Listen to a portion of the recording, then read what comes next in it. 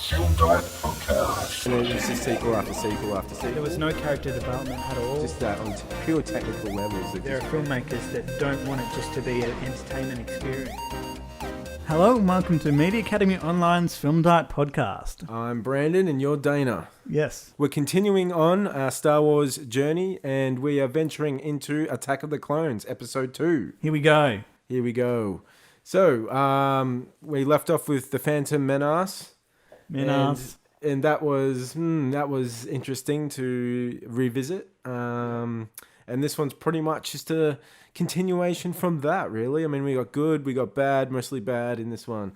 So let's delve into that. I just want to jump in straight to the opening. I love the opening of this one. You get that nice reflective ship. It's a great ship design. And just it flying down onto the planet Coruscant, and it's just coming through the clouds. And I think that, and it's just a true Star Wars beginning, and it gets you into the picture, and you're like, oh, here we go. This one's going to be good. This one's going to be, here we go. This is where it starts getting good now.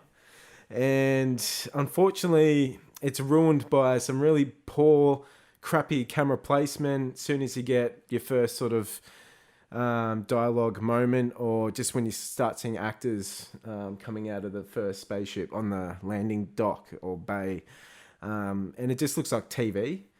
Yeah. Or in like you're juxtaposing such a cinematic, or the scale and all that. It's just so large of the opening, and then all of a sudden you get to this like moment. As soon as you get to the moment where actors step into the frame, it all of a sudden becomes like a TV sci-fi show. And what do you think that is down to? What do you put that down to? Directing or the cinematography? I'd have to say directing. Yeah. Because the cinematographer, I'm sure, was probably hamstrung. Yeah, because what? They're in a blue room or green room. I think it's blue. And what? They got like... They switched halfway from blue to green. So at one of the stages. And like what? What do you got? You got one prop and that's it. You got like the bare minimum. And then what do you got there to play with? You got no idea of what you're actually shooting. It's kind of like you're doing everything in reverse. It's like you're filming a TV screen while someone's playing a video game. Yeah. I don't know. Is you just losing the whole idea of setting up a fucking shot? Yeah. Well, I mean, everyone would have been lost at this stage in terms of creatively, right? This is early 2000s. This is when the green screen technology and all that stuff is really sort of started to mature. Everyone's still learning their feet, learning the processes. Now it's down to a fine art where they're creating animatics and they're really fleshing out the scene even before any actors has gotten onto set. And they just play the animatic to the actor and they know exactly what to do because it's been created in the computer already. But back then, I'm sure they didn't have these processes involved. The thing that they did do at this point, which I know, is they storyboarded it, right? So they've got the storyboards, but how much do you get from a storyboard? You don't get much. It won't even tell you exactly how the shots should be set up, because they'll be drawn to an artist's idea of how it'll look, right? As soon as you get a camera in there, everything's going to look completely different. And then you start throwing in 3D designed objects. Yeah, and it's like, okay, there's going to be a ship there. Oh, is there? Okay, cool. All right, how are we going to frame that? Oh, don't know. We'll figure it out. That's the idea, and it's almost like, because it was such early days with this kind of technology as well. Yeah. On this kind of scale, of course, there's going to be a lot of, I suppose, mistakes or not having proper processes. Not necessarily mistakes, but not having the proper process. And this clearly shows that, like, they were just kind of finding their feet with this whole thing. And unfortunately, it was guys like Weta that were the ones that knew how to combine all the different aspects of film and visual effects and how to employ that in the most dynamic and, cohesive way. Referring to someone like Weta, like something that came out around the same time as this, like Lord of the Rings. This shows you clearly how to do things right. Lord of the Rings was majority miniatures. Yep. So they already had miniatures built, which would show you how things should be framed. Yeah, and then the lighting as well. They can actually do lighting tests. That's right. Yeah, that does everything. I mean, how hard is it to kind of like not know what you're doing until you're there on the day? Yeah, and it's the same with like The Hobbit is another clear example. They decided to change from miniatures to all 3D. And it's the same thing. There's just some shots in there. That barrel scene. The frame rates to the CGI, the way that it interacts with the actors, and just the whole movement of it. Yeah, it's almost like it's like when you do like motion blur, and you do too much of it, or you can just really notice the motion blur and that fake motion blur, and it's like, you know, your eye can pick that apart. You know, no worries. And things like that is where these films really do suffer. And Lord of the Rings, like, I really want to sort of put these two in comparison with each other, because they're pretty much the same time. 99 to 2004, 5, you know, in that whole sort of area. And you got these two trilogies coming out. You got Lord of the Rings and you got Star Wars prequels. And you look at them both now, and Lord of the Rings is, like, still very high up there. And these have just dropped and dropped and dropped until now they're like bottom of the barrel kind of. They're regarded quite badly. With Lord of the Rings, they deliberately used as much practical as possible. You know, they made parts of the sets, but they also, you know, put effort into designing props and costumes and everything like this. So much work to add to the whole process, to add to the scenes. It's almost like a respect of the craft. Yeah. You know, it's like, okay, we can do it all CGI, but do we want to? Yeah. I mean, when you look at it, like, every character except for Gollum was real. And it seemed like George Lucas would take any chance he could to put in a shortcuts, almost like CG characters. King. Yeah. He's like, it's cheaper and easier, and I don't have to get off my seat much, you know. Do I have to get out of my seat? Someone can just draw it up and then I'll say, yep, make it. Stamp of approval. You make it. I'll be over here drinking my coffee. Yeah. You know. Yeah. And that's the way it fucking comes across. Yeah. But yeah, getting back to it, it almost feels like a TV show like, I don't know, Star Trek or Farscape or Babylon 5 or one of those sci-fi shows. Yeah. Like that's how I feel every time they talk, or there's a camera set up of a dialogue scene. It's just that kind of feel. And which is not good, because, you know, there's no dynamic movement, there's no energy. It's all sterile. It's all very blocked, you know, like, what do you call it? Like one-on-one. I don't know what you call it when you got just a head and a face talking to each other, and it's just like that. It is very basic. Yeah, you know, even their movements is pretty simple. It's walk from there to here, and you just walk and then stop and then It's like you can clearly see the actors in their marks. Like, they only can walk to this point because that's the end of the blue screen. Yeah, or something like that. You know, and and the actors have got no playtime or playroom. You know, they've got there's no encouragement of just explore the scene. You know, you've got this environment. You know, Ewan McGregor. You know, you've got this crazy scene. Just have fun with it. Explore a bit. See what see what comes out. Yeah, they're don't walk over there. You'll step on a bug. You know. Don't step there. We're already going to put this here. Yeah, and it's like, so what can I do? I'll just read your lines as is. Yeah. And that's it. You know, we're not hiring you to be an actor. Stop being creative. Just to be a reader. You know. You're not meant to. We're the creative ones. Yeah, exactly. Yeah. Go read it and then we'll pay you. Yeah, exactly. But yeah, so moving on from there, you get this very sterile dialogue scene, which is like immediately alarm bells are ringing. And then the ship is bombed. Boom. And it's like, oh my God, what's going on? This is, you know, like, oh shit, this is, a bit of action. And you think the Queen's dead, but it's actually one of her decoys. But even though she blew up, she's still in one piece, and her hair's just frazzled a bit, but she's dying on the ground. And somehow Natalie Portman's character was dressed up as one of the pilots, and she's on the landing pad as well. Thank God she didn't blow up as well, or they didn't blow up the whole landing pad. Because if I was a terrorist, I probably would have made sure that I killed everyone and probably bombed everyone on that landing pad. But, you know, it's just one of those stupid things that you can't kill off our main characters. What are you talking about, mate? Come on. You can't do that. Or you can't do anything interesting with it. No, you better not. And it's just like Natalie Portman, you know, she could have died on that landing pad, so there was no reason to have a decoy. And if you're going to put a decoy in a film, why not establish that instead of like some offhand thing like, like she's dying on the ground, and then it's like a reveal to the audience. And it's like, oh, it's not actually Natalie Portman. Oh, Yeah, right.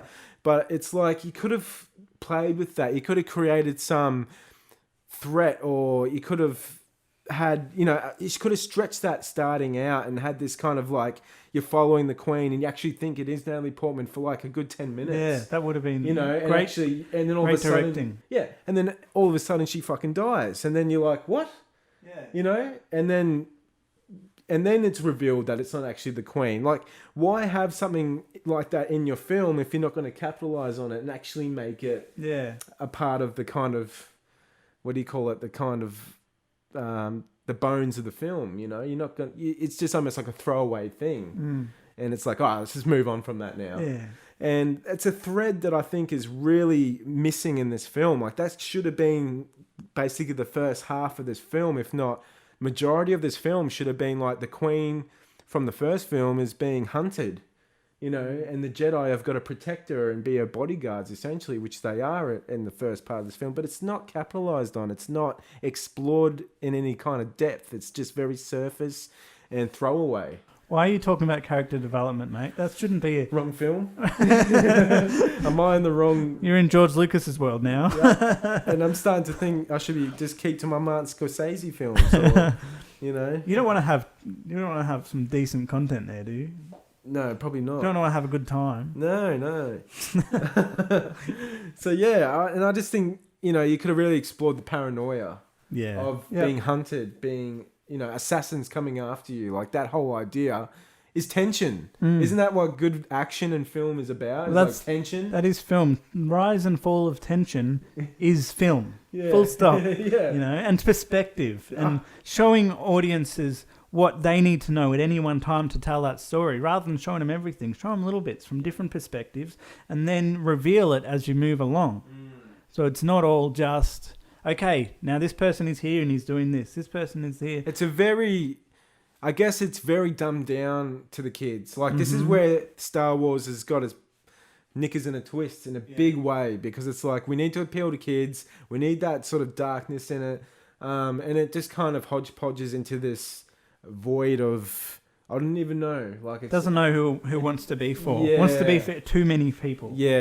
And I think that's its biggest downfall, because it should be made for everyone, but you kind of just make the film you want to make, and people will flock to it anyway. The good films that are good will be able to make a film that can give the younger audiences something, but also give the older audience something, rather than just trying to focus on keeping it too plain and placid to a stage where they're making it so obvious that they're trying to give everyone something. Yeah. Then they're not really giving anyone something. No, it's kind of like it's all falling, like it's almost too much for the kids to know what's going on, and it's almost not enough going on for the adults. So it's like teenagers, maybe, the ones that just watch films, stoned and with their dates, and they're not even focusing on what's going on, just snogging away. Yeah. So the landing pad's destroyed.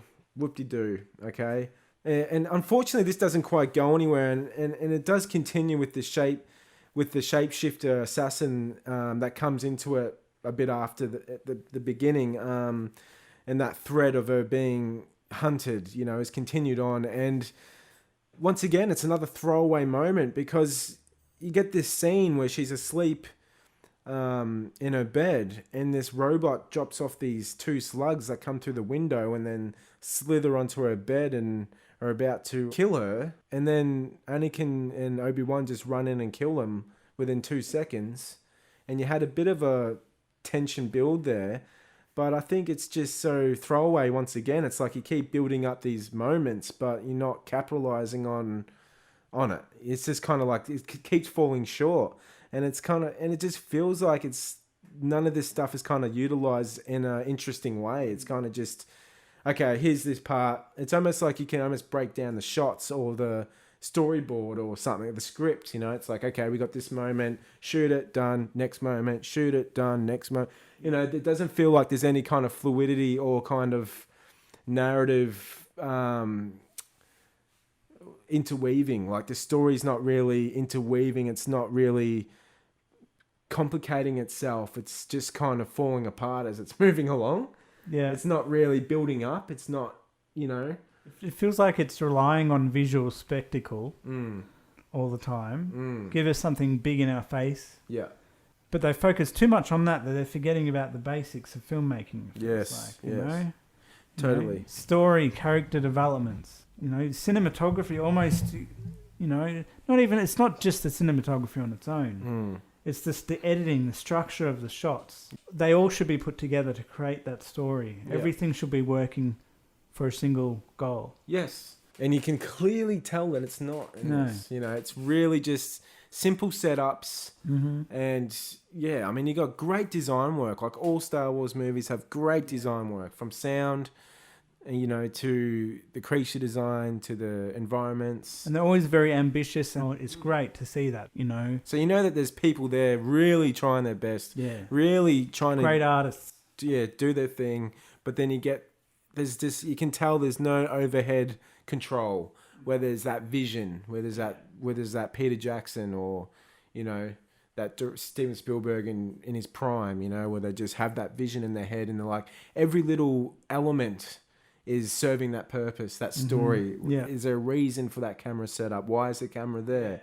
Is that going to, you know, create more tension? Is it going to connecting the visuals to the underlying story, and making sure that everything that you see on that screen, on that frame, in any frame, is put there to enhance the story you're trying to tell and the messages you're trying to tell with it, rather than just putting it in for the sake of being there. Yeah.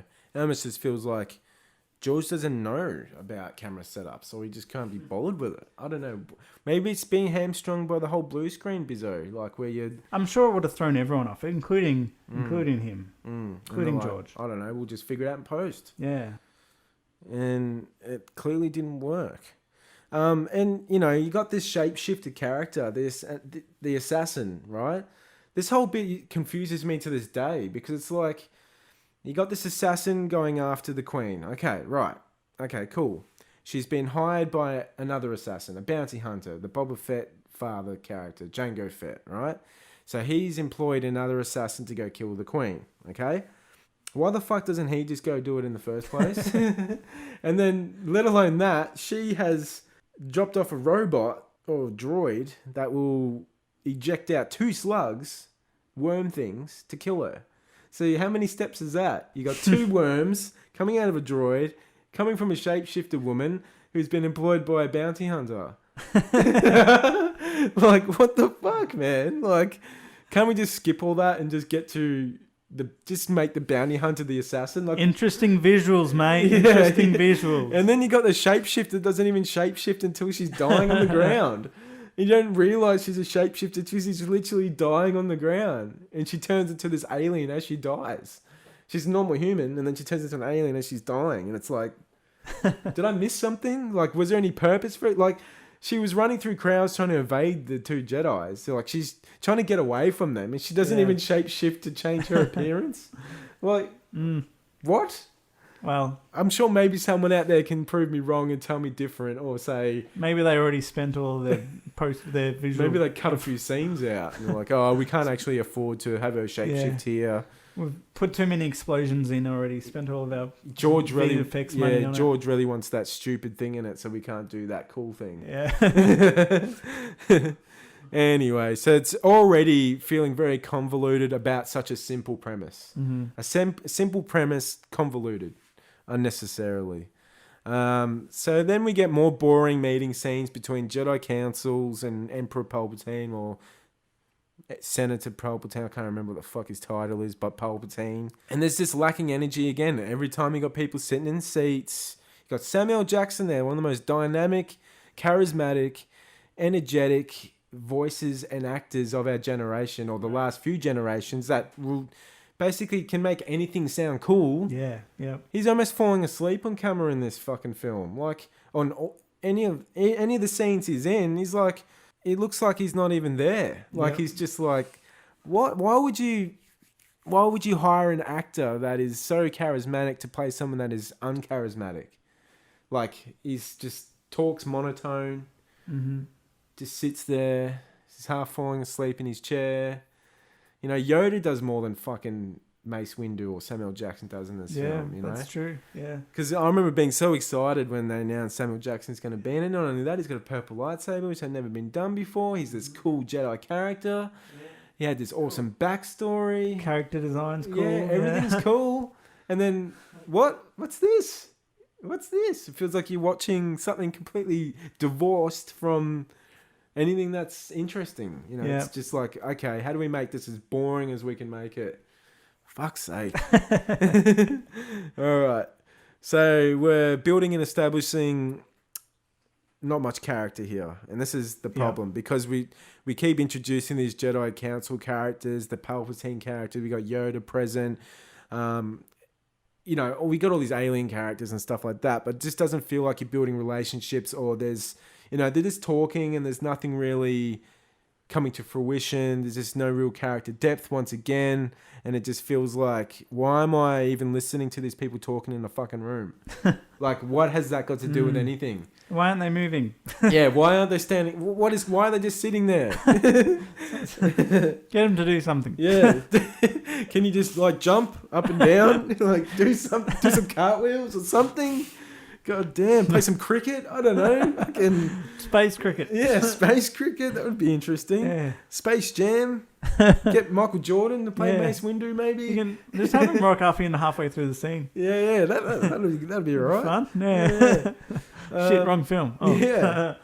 And then so we got Palpatine here, and he's already he's pulling strings again. He's trying to create a bit of shit for the what's going on. Yep. And he should be focused on here at this point in time, because we all kind of know he's the Emperor. Even if you don't, he still should be kind of hinting at, they're kind of doing ways, but they're not really, once again, they're not really capitalizing on this is going to be the big bad, or he's actually behind everything that's going on. You kind of know it, but you don't. And it's that kind of feeling. But he should be creating a lot of disharmony within that Jedi Council, because they just seem so fucking stupid that they can't even figure out that the guy in front of them is the big bad. And it just makes them look stupid in the end. Yep. And I think that they should all be, these Jedi Council people should all be explored a bit further. They should be targeted. They should be going through like action moments, or moments of like paranoia. Once again, paranoia should be the underlying theme in this whole film. It should all be about paranoia, who's on whose side, behind enemy lines kind of idea of like who's who. It's almost like the Cold War feel, where it's like, are they sleeper agents? Are they, whose side are they on? Who do we trust? That should be the film, really. Yeah. And we don't get that.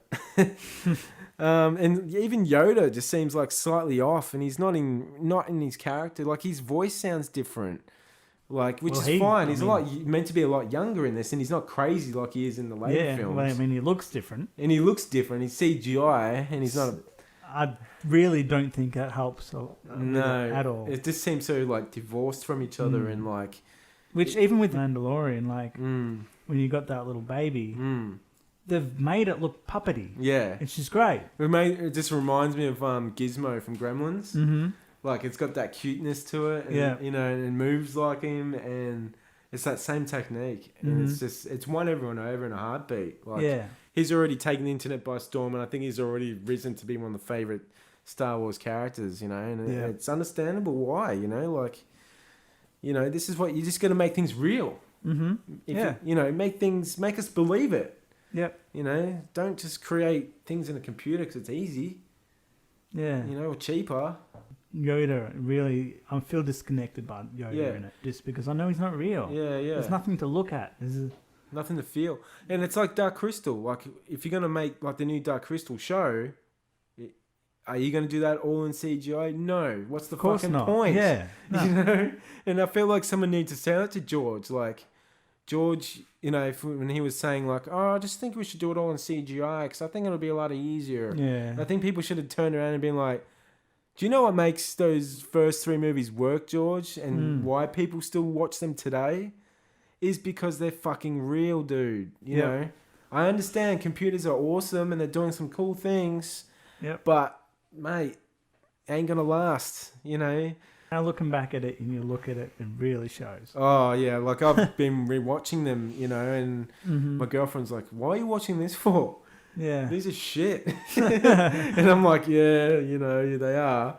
And there's always these little moments in the film. I'm like, "Oh, that looks kind of cool. That could have been good." Or I'm like, "Oh, yeah, and I'm like, "Oh, that's a cool little moment there of like a second, and then it's ruined." But anyway, moving on. You get that Blade Runner kind of city on Coruscant, which is the city planet. And it's cool. It's cool, but it's once again, it's so fucking sterile. Like you compare that to Blade Runner. Blade Runner's got even the new one or the old one, doesn't matter. They both use models. Yeah. They feel lived in. Mm-hmm. There's grime and grit and there's reality dirty, to it. Yeah. Whereas this is just like clean and sterile and feeling like you're in a chemist or something. I don't know. It just feels like you're in feels like you're in that fakeness in the Matrix, in those films. And it gets to that in number 2 and 3 when then there's real CGI moments and it's just like, this feels like a video game. And it just, it's got that feeling throughout this whole kind of moment in the film. And it's just like, this continues on throughout the whole film where it's just like, too much CGI again. I mean, I could bang about this all fucking day and that's pretty much the review or the discussion is, okay, CGI. Yeah, it loses weight. As soon as you do that, you there lose, is no weight. There's no grounding. Feels floaty. Yeah, feels like everyone's not standing on something. They're just floating around. And all right, get to the next thread. Obi-Wan. All right, fucking Anakin is already fallen in love with the Queen, and he's getting this creepy ass look on his face throughout the whole film. And he's like, "I've been thinking about you." He's just like. Keeps giving her this eye and this is like staring at her and he's staring at her and it's just like she's like, oh yeah, okay. and like it just feels so like forced and creepy and weird and Hayden Christensen who plays Anakin Skywalker, unfortunately he's so bad in this fucking movie and it's probably not his fault, but and you get Ewan McGregor who's pulling a lot of the weight. He's kind of like, if there's anyone in this film that is worth a watch is Ewan McGregor and he's kind of doing a little bit with it. And then you get Hayden Christensen who's just got this stalkerish vibe going on. He's just like, hey Queen, what are you doing? And he gets appointed to be her bodyguard because Palpatine pulls strings. They go to a planet and he's like still pursuing her and she's like, no, we can't. And he's like, why? Typical male. She's seducing him as well, and it's got a whole romance bullshit, and it's boring as fuck. The dialogue's horrible. So I never really believed in that romance. I don't think anyone did. And it's just like, this is what you're doing to Darth Vader, like the most important character or villain in cinema history, one of them anyway. And you're creating this backstory of him that is just so fucking off the mark. And it's doing a disservice to that character, It's just like, I can't even like relate the two together. Like you get Anakin Skywalker and then Darth Vader. I just don't see the correlation here. It's just this forced romance and it falls flat. So what does that tell you? Well, the whole story film feels forced. And falls flat. And the romance, if there's anything in the film that should be poignant and should be human, is this romance. Insert romance scene here. Yeah. Hot, steamy sex scene here. We need some sort of we need something. So what do we do? Yeah, righto. And if you're going to have the romance in it, make it fucking good. Make it work. Get two actors that actually have chemistry, for starters. That helps, generally. There's one thread in this film that I do enjoy, but it's probably the best part in the whole film is Ewan McGregor going on this like detective, like a detective kind of thing. Right? He's investigating this plot, this thing that's going on, which is we've got a clone army or this planet's missing actually. First off, this planet's supposed to be here, but it's not. And Yoda's like asking the younglings or the kids or whatever you want to call them. They call them younglings. And he's like, why do you think this planet has disappeared? That's my Yoda impression. And perfect. And the kid's like, because someone deleted it from the Jedi archives. And I want to kill this fucking kid, man. He's fucking horrible. I don't know if it's like some relation of George or something, but he's the worst actor. Yeah. Like, oh my god. And then Yoda's like, how funny the mind of a child is. And he's like, all like this sort of thing. And it's like, what the fuck, man? Like, all right, whatever. Keep moving. Anyway. So, yeah. Ewan McGregor goes on this fucking mission. And it's cool because I love Obi-Wan and I love the idea of him being a detective and it's noirish. Yeah. And he's going to this like cantina, which is like the 1950s, 60s diner. American Graffiti diner, and a lot of people rag on it for that. I didn't mind it necessarily. It's fine. Like, a few things in it I probably would have been like, yeah, probably tweak that a bit more. But overall, it's not the worst thing in the fucking movie. Yeah. And then he goes and looks for this missing planet, finds out there's a planet called Camino, investigates further, and finds out that there's this clone army being ordered, or they've been ordered and they're being created.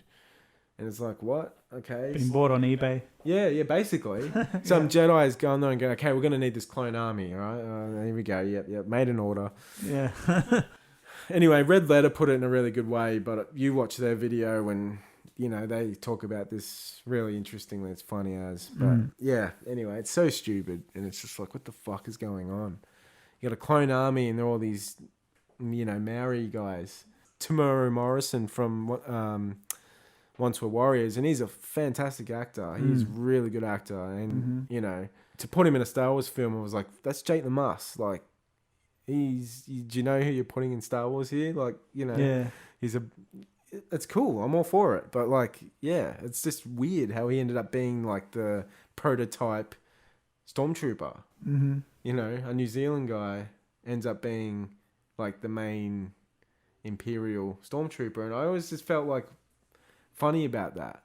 Like, not because he's a New Zealand and Maori guy, but just because it was just like, I never imagined that was the case. Yeah.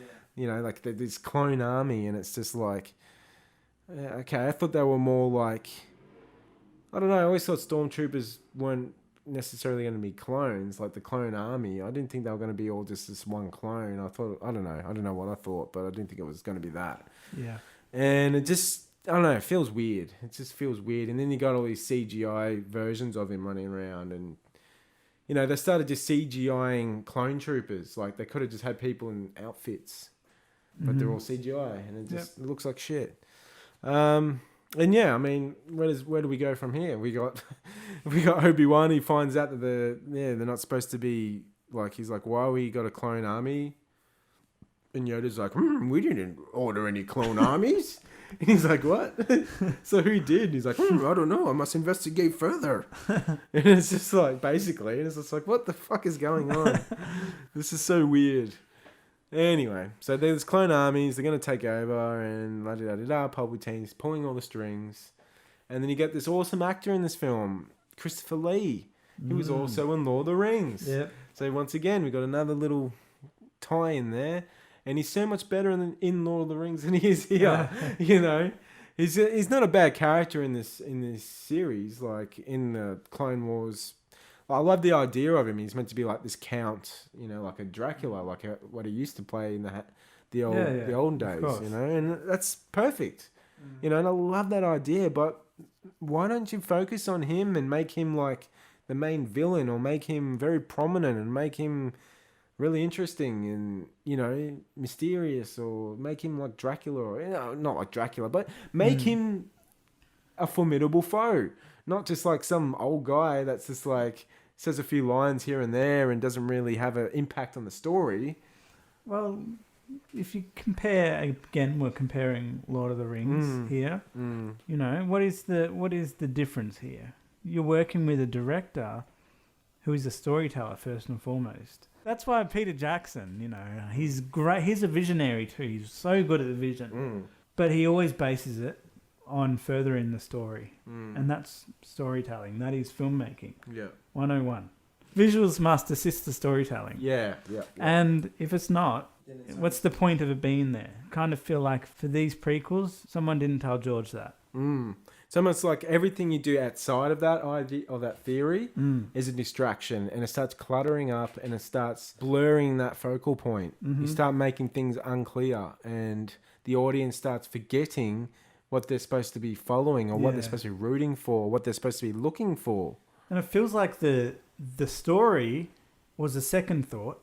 The visuals, he said, I got this idea for this cool scene, so how do we get that story to get us there? Rather than saying, this is a great story, how do we match the visuals with the story? Yeah. He's done it the other way around, and he's focusing on the visuals more than he's focusing on the spectacle more than he's focusing on that story. Yeah. So it's like, okay, we got this water planet. I love that idea. It's cool.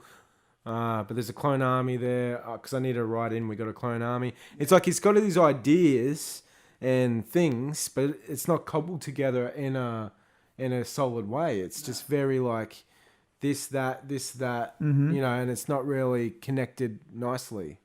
And it's the story in the first place. Like, it's way over convoluted, which is fine, but it could have been done in a way that didn't come across that way.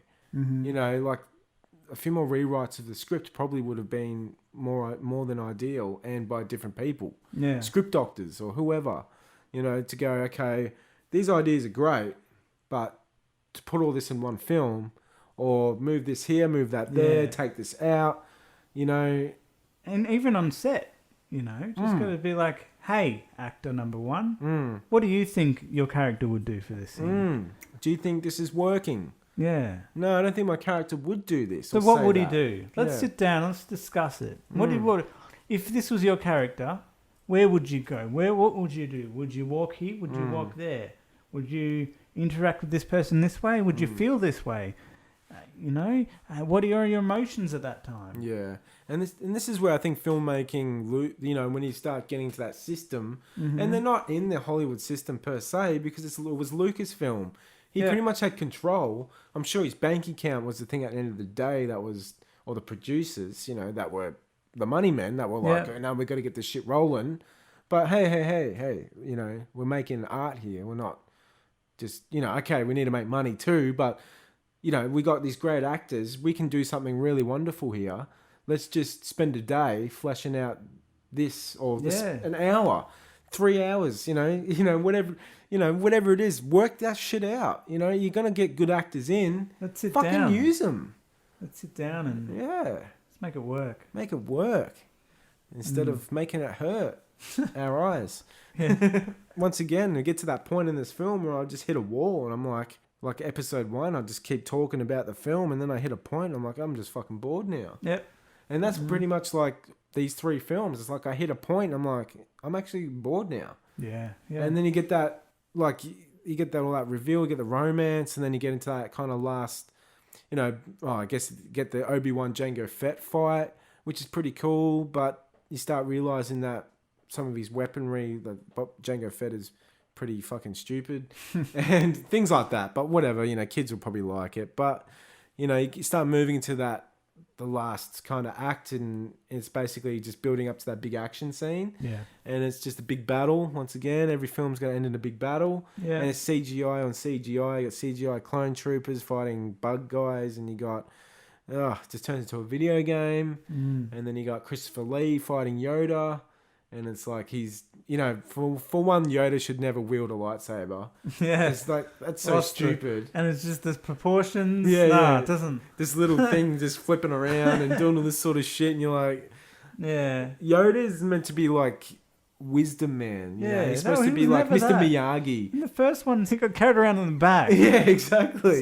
He's not supposed to be some nimble little warrior. Like, have another character do that then. Yeah. Don't have fucking Yoda who's like Mr. Wisdom and, just all talk, He's more like energy man. He's not like, or energy alien. He's not like fucking throwing shooting stars and Mr. Ninja, like. Well, it's, again, that is pointing out the fact. That's just showing the audience clearly the difference. That this one is clearly through CG. And there's no like overlap here between the 2 trilogies.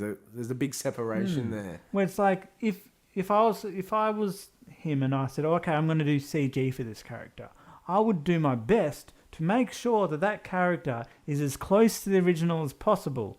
as close as possible. Not saying, oh, now we've got CG. Let's just get him running around and fucking jumping around. And Yeah, and then they make Christopher Lee also in the lightsaber fight. This man's like 80 plus. Yeah. He can't even fucking stand up, and you're getting him, so then they're using CGI to do facial replacement on a stuntman, and it's like, why would you even do that then? Like, don't make him wield a lightsaber. And if you did, do you remember watching the first one where Obi-Wan and Darth Vader fight, and it's like watching two old men go at it? There's no flips, there's no fanciness, it's just two guys with two swords hacking at each other. Yep. Like, if you're going to put Christopher Lee in a fucking movie like this, okay, you probably wanted, we can do it, so let's do it. No, he doesn't need to engage in battle like that. He's beyond that. And so is Yoda. Like, you got two characters here that should not be engaging in hand-to-hand combat. And even if they did, it shouldn't be done like that.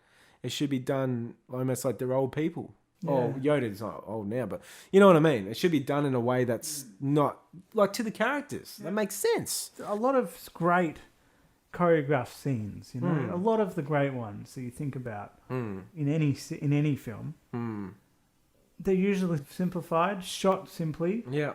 But this one's thrown so much in your face with CG character here, partly CG character here. It's just so much. Yeah, and then they're kind of like messing with the lighting as well, and it's just like, it's just overkill, and there's just no, like, it just doesn't feel grounded. You can't really, your eyes just can't really fixate on something. It's just kind of like, what am I looking at? I'm getting tired. I've got a headache. Welcome to modern cinema. Yeah. This was the beginning. Luckily, George didn't think of using shaky cam in this moment. Yeah, that's good. Like fake motion blur shaky cam, CGI shaky cam. Yeah. You know, this film kind of just peters out towards the end, and it's kind of like, what was that film even about? Stuff happened. Characters. And that's the way I kind of felt after it. I was like, hang on, what was that film even about? Yeah. And it was like, oh, hang on, it's called Attack of the Clones. What are the clones attacking? Yeah. Oh, okay, they have that big battle at the end, but what? And it's like the Phantom Menace. Once again, it's kind of like things aren't making sense. Yeah. You know, like in one of these pulpy titles as a throwback to the old, Buck Rogers things, the old sci-fi shit. And it's kind of like, yeah, I understand that, but what does it mean? Attack of the Clones. All right, cool. Well, summing up, looking at it, the thing that stands out for me with these new ones is that when you think about, if you asked anyone what the original Star Wars are, they are space fairy tales. Yep. Simple stories, but they have strong characters and they're focusing on characters and they're shot brilliantly with great music. And it doesn't try and be more than it is. Yeah. It's almost just like the classic film tropes done right. Yeah. It's not trying to reinvent the wheel. It's just... The first one, half the film, they're just in bloody sand. Yeah. And then they're on the Death Star set for the rest of the film. Yeah. It's basically, that's it. You got desert and a set. Yeah. And it's not the greatest looking set either. You know, and it's like they still manage to convey so much more in the most simplest story than they have in these convoluted CGI messes. Like, and there you go. Like, what else needs to be said? Like, we still have to talk about Revenge of the Sith next, episode 3, and I'm struggling to think of what I'm going to kind of talk about that's going to be interesting. Yeah, I guess we'll finish it there then. Yeah, I think we'll put this one to bed, just like I would probably put this film to bed and never rewatch it again. And so if you've managed to watch this whole thing, good work. Yeah, I mean, even if you do watch this whole thing and you got some opinions or ideas of Talk to us. Yeah. Drop some comments in and tell us what you think of the film and it'd be good. What you reckon. And watch our other stuff while you're at it. Yeah, give us watch a the like, other stuff. give us a subscribe. Yeah, support. Thanks for listening. Adios.